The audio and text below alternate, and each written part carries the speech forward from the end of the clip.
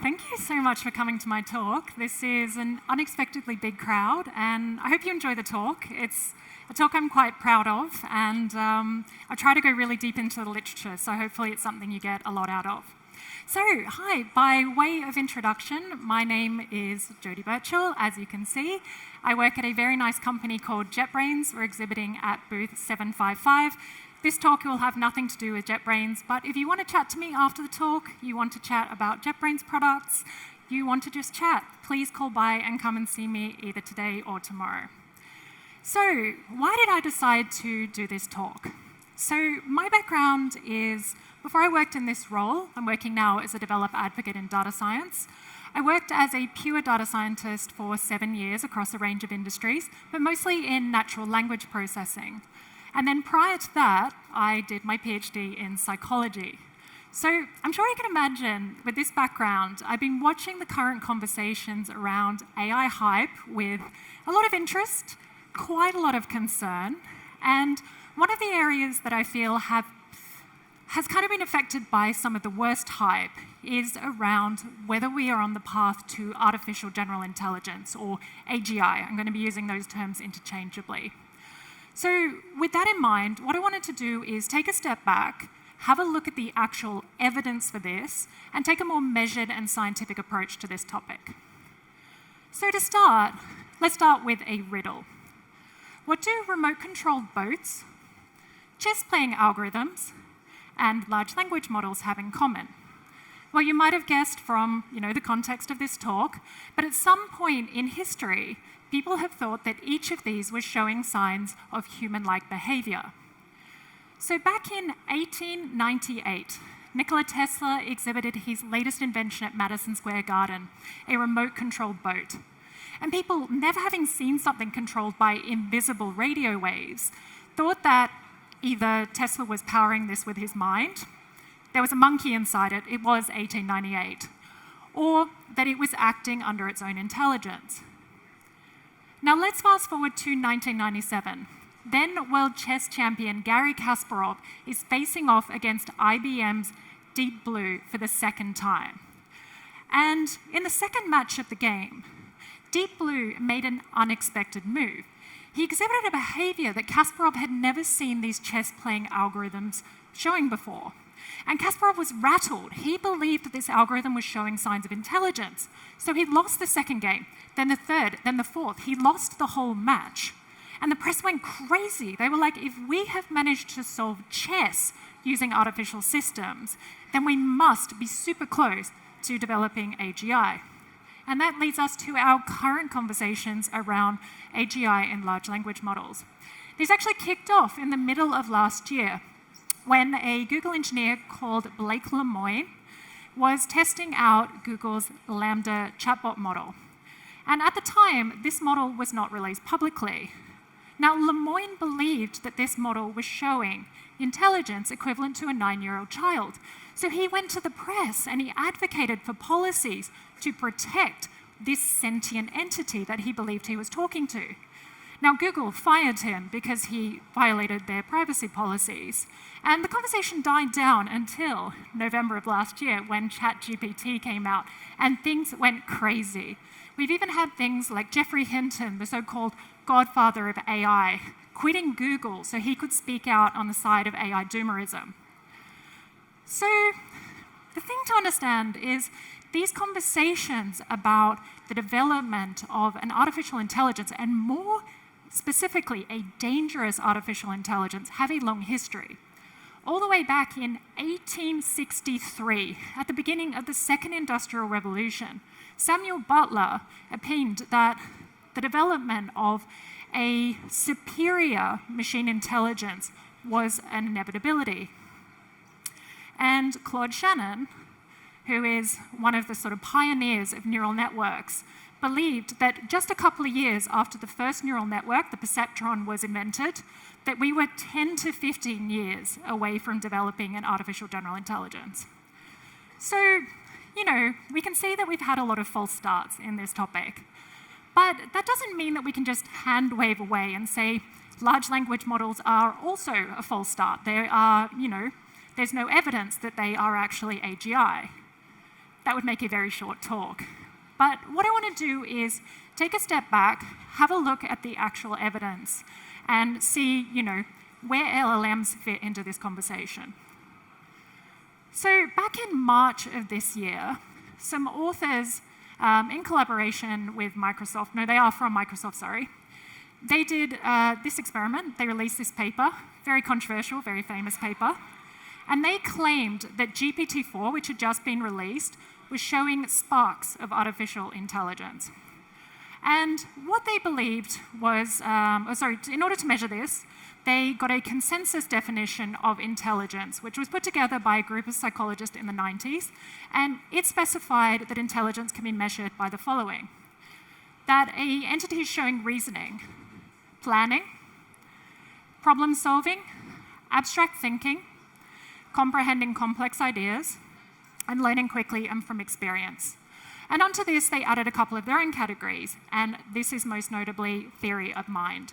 Theory of mind is the ability to understand that others have mental states that differ from one's own. So the first thing I want to say about this paper before we get into what's inside it is it was put together by a very impressive group of researchers. They come from computer sciences, physics, mathematics, engineering backgrounds, but there's not a single psychologist on that author list. And the thing is, during my PhD in psychology, I learned a lot about measuring intelligence. I even learned how to administer intelligence tests. And I can tell you, no one in psychology is using this definition of intelligence. So this puts us already on some shaky ground. But before we delve into it too much, let's actually have a look at what they presented in the paper. So let's first look at what the model was good at doing. GPT-4, like Copilot and ChatGPT, is very good at solving problems using code. So one of the examples they gave is that they asked GPT-4 to do the following. Write the following 3D game in HTML with JavaScript. There are 3 spheres in the game. The player controls their sphere using arrow keys. There's an enemy sphere that tries to stop the player. There is a defender sphere that tries to help the player. And then there are obstacles spawning randomly. And this is what the algorithm came up with. It's a pretty ugly game. It doesn't work perfectly, but this is very impressive for a piece of machine-written code, completely without human intervention. Let's have a look at something else it's good at. It is good at solving problems that require some sort of spatial or compositional understanding. And interestingly, this is something that text-to-image algorithms like DALL-E, Stable Diffusion, and Midjourney are very poor at. So let's see what happened when the authors asked for the following. They asked GPT-4 to return an SVG image of a 3D city building game showing a river from left to right, a desert with a pyramid below the river, a city with many high-rise buildings above the river, and there are some buttons at the bottom. And this is what it came up with. Everything is actually in the correct position. In contrast, this is what happens when they asked Stable Diffusion to generate the same image. You can argue that it looks better, but it's not what was asked for. And in addition, the algorithm has dreamed up some random elements like this maze. Now let's get to what the model is not so good at. And this is particularly clear in the case of mathematics, particularly mathematical problems that require some forward planning. So when asked to solve this problem, in the identity 7 times 4 plus 8 times 8 equals 92, can you modify exactly one integer on the left-hand side of the equation so that the right-hand side becomes 106? So how would we solve this? What we need to do is recognize that we need to add a 14 to both sides to get to 106. We can see here, we have a multiple of 7. So all we need to do is add 2 to that. That gives us our 14, and that's how we solve the problem. Now let's see how GPT-4 went. So out the gate, it comes up with an incorrect answer. It then tries to reason through its answer, and it gets to this point, and it comes up with the idea that 9 times 4 is 96, that's correct, but this adds to 100, and it powers through and tells you, no, it's 106, it's fine. So the authors tested a number of mathematical problems, including proofs, and the model tended to fail where it was required to do forward planning. So based on all of the evidence that was presented in the paper, obviously I've only presented a slice. I think the paper's like 150 pages long.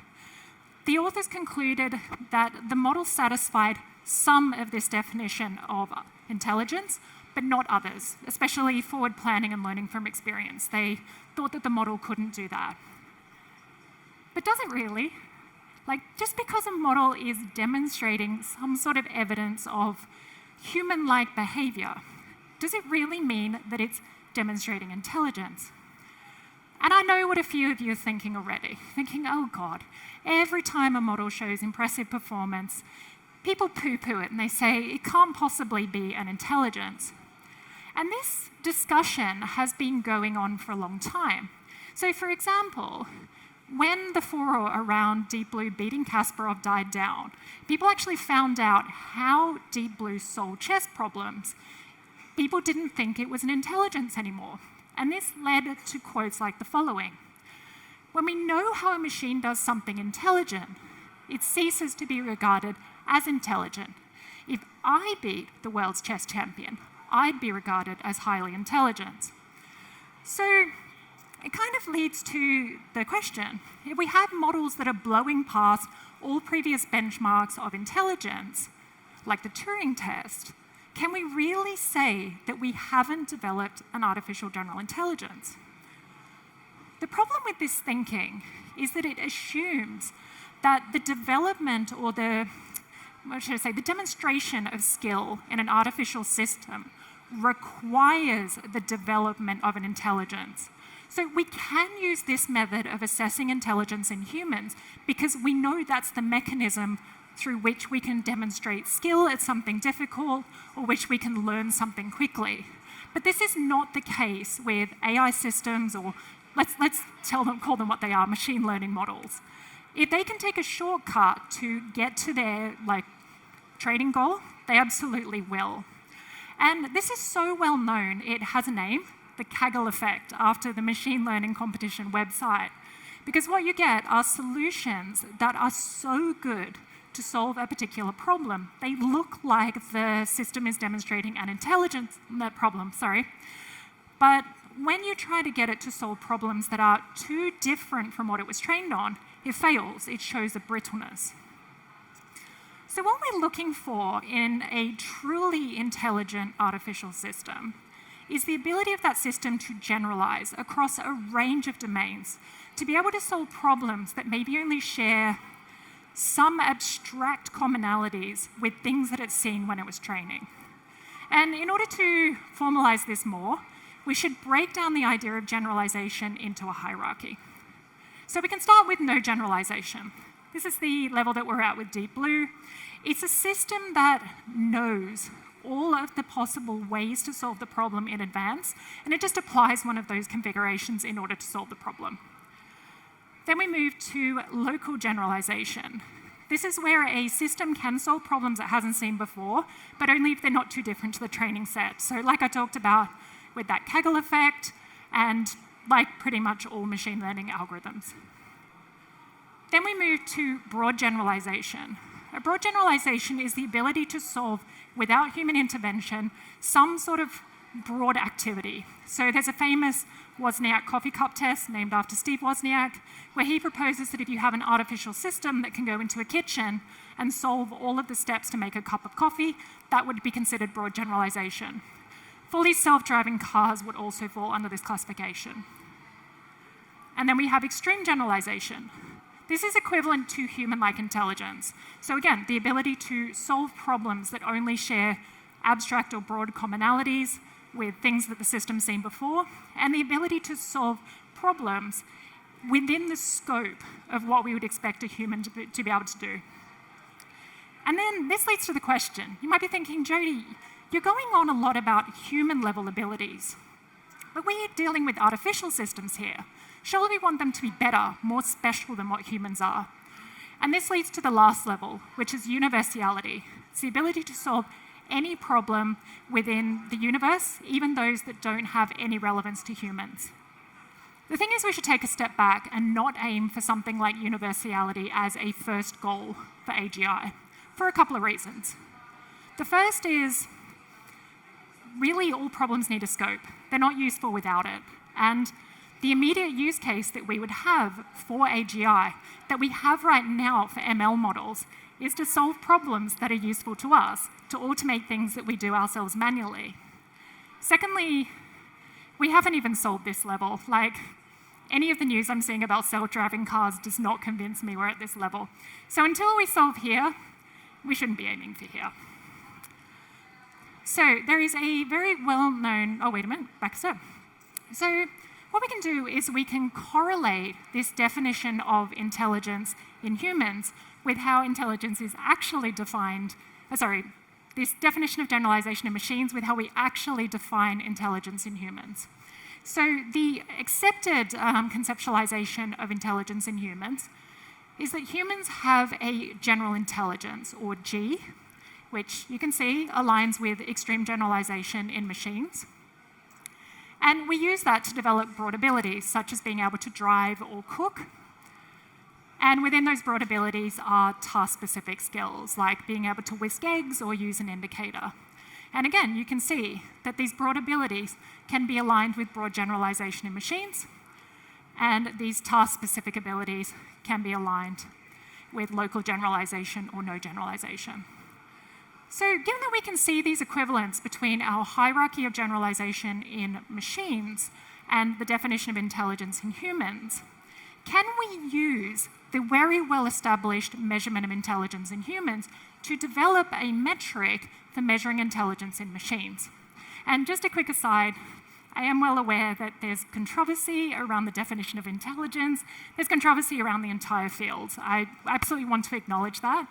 It's more that what we're trying to do here is move beyond these sort of skill-specific measurements of intelligence in machines and move towards the true generalizability of that system.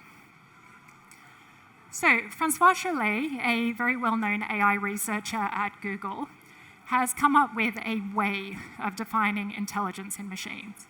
So what he says is a system has a task that it needs to be able to solve, and it does this using skill programs that are developed to be able to solve that problem.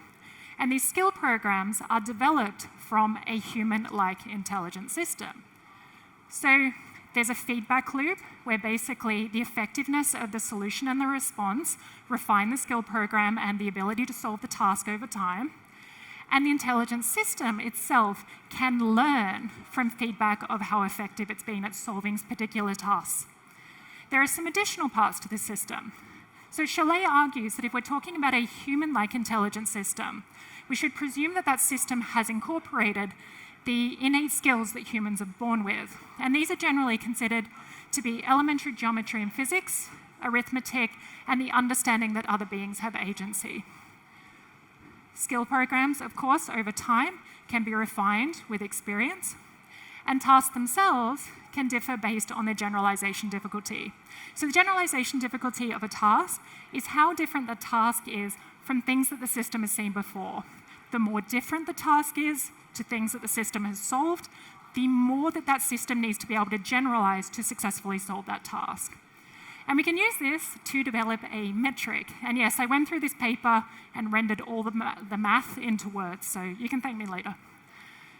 So a system's ability to solve a particular task in a particular way can be defined as the generalization difficulty of the task divided by how close that task is to the system priors and how close it is to things that the system has experience with. Now, of course, there are many ways often of solving a task. So we can find the generalization difficulty, or the difficulty of solving that task by averaging it across all ways of solving that task. We can then add in a subjective component, which is how valuable or impressive it is that the system can solve that task. Of course, it's much more valuable that a system can do neurosurgery unassisted compared to, creating a list of pseudo-random numbers. And then, of course, this is just for one task. So what we can do is average this across all tasks that we might reasonably expect that system to be able to solve. And in the case of a human-like intelligence or an artificial general intelligence, we really want it to be able to solve a representative range of tasks that humans can solve. Cholet went one step further, and he's defined a way of measuring artificial general intelligence based on this metric, using a corpus called the abstraction and reasoning corpus. So this consists of 100 questions which ask the test taker to solve some sort of problem based on a rule. And the test taker is given 3 examples, and it needs to use the rules that it's determined from those examples to solve the 4th. So the reason that the ARC is considered a bit more robust than other ways of measuring intelligence is a couple of reasons. Firstly, Cholet has the test set under lock and key, so it can't actually be incorporated into the training data of any of these algorithms that are coming out. And secondly, there are only 3 examples. So machine learning models can't do what they do best, which is to just learn based on huge amounts of data. So how is performance in the ARC? It's actually a very interesting time to ask that question, because there's a competition going this year until December, where the developers that can actually create an algorithm to solve all 100 problems will win something like £60,000, so pretty good incentive. The leader, however, has only been able to solve 30%, and that's not using a large language model. I found one paper that tested it using GPT-4, and it could only solve like the easiest 13%. So make of that what you will. Beyond problems with measurement and like definitions, there are some other issues with this Sparks of Artificial General Intelligence paper. So let's revisit this concept of theory of mind. The reason the authors wanted to include this in the paper is because it's considered a uniquely human trait. In fact, when I was doing my undergrad psychology classes, I was taught that only humans possess theory of mind. So the authors felt that GPT-4 demonstrated theory of mind robustly. But an NLP researcher came out on Twitter to show evidence to the contrary. So what she did is she used some scenarios that are designed to test theory of mind. Then she made small tweaks to see whether the models could hold up. So let's have a look at this first example. I placed a key on the 3rd key hook. I then go on a vacation for the weekend. My boyfriend used the key during the weekend and placed it back on the 4th key hook. Now, where am I expecting that key to be? If you understand theory of mind, you understand that she does not know that the key has been moved. Therefore, the key is still on the 3rd key hook. And this time, ChatGPT and GPT-4 managed to solve this problem successfully. But then she adds a twist. She then varies the problem so that instead of the boyfriend moving the key, her cat plays with the key hook and drops all the keys on the floor. She's still going to expect that key to be on the 3rd key hook. But this time, the models break. They tell her that she expects the key to be on the floor. This, for me, is clear evidence that GPT-4 has seen enough examples where humans have demonstrated theory of mind. This is too weird. It's outside the training set. We're seeing the Kaggle effect, that brittleness. Let's have a look at another example. One of the biggest complaints and problems of GPT-4 and ChatGPT is we do not have access to the training data. So I was going crazy earlier this year because I was seeing all these tweets that, oh, GPT-4 has solved this law exam, it's smarter than lawyers, it's going to replace doctors, it's passed this medical test. We have no way of knowing whether those tests are just included wholesale in the training data. In fact, they likely are. And we have concrete evidence that at least some coding problems are included in that training data.